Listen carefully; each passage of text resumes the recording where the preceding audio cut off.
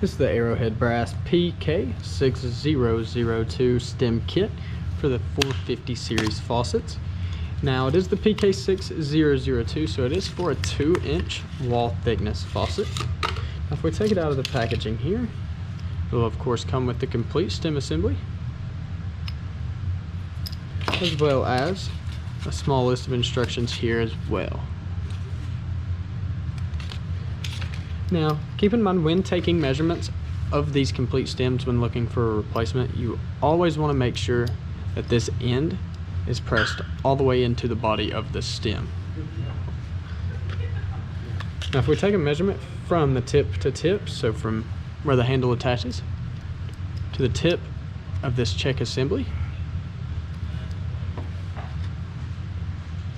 you can see it measures right above about 5 inches. We'll hold it up here as well. So it measures right above 5 inches from the tip of that check assembly to where the handle will connect. Okay, so once again, this is the Arrowhead Brass PK6002 stem kit.